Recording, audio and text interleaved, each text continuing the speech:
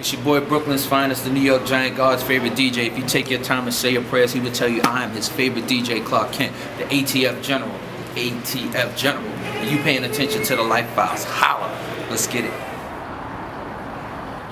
I've known Big since he was about 18. I was his DJ. That's probably what was more important. I was his friend. I helped cultivate the way he did shows. We also executive produced Junior M.A.F.I.A's first album. We did that whole album together.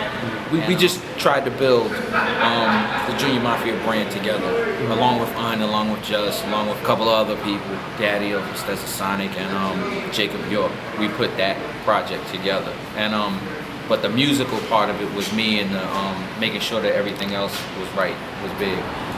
Biggie's success was no surprise to me because he was ultra talented, you know, like super talented. Like he's probably the best rapper that our world is ever gonna see. Like he was one of the greatest MCs ever, but definitely one of the very best rappers. Like if not the best rapper ever. Mm-hmm. What would you say is like, I guess, one of the fondest memories you had?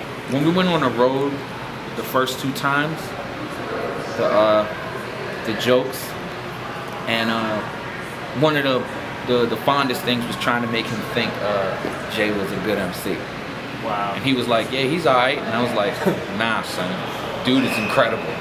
You know, because Jay was my artist. He was the guy who I was working with, even though I was on tour with Big. Like, I was Jay's guy, you know what I'm saying? So I was trying to make him understand that Jay was a great MC, and he was just like, he alright, he's alright. And everything he heard, it was like, he alright. And then, you know, would call us on the road. We'd be on the tour bus, and he's like, yo, Big, like, this guy really got it, yo. And he'd be like, what? He all right. And then we'd go back on the road, and I would bring demo tapes and hear Jay going, and Big would say, damn, nah, that one was good. Nah, that one good, until I tried to, you know, show him. I was like, dude, he spits. And he was like, nah, yo, he got it. He got it. You right, Clark. This guy's the greatest. And I was just like, he's the greatest MC, but I still feel like he's the greatest rapper. And he was like, wow. And I was like, if y'all ever meet, it's gonna be trouble.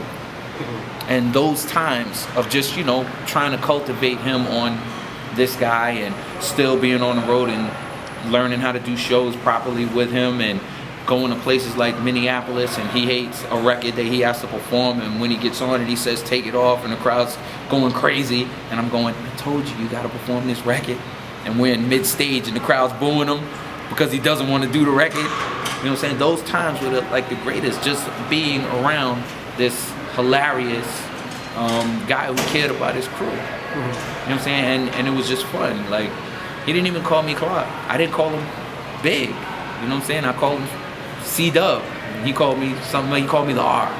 Yeah. It was hilarious. We had good times. And it was just being friends, and making records together was the ultimate. Mm-hmm. That was the ultimate.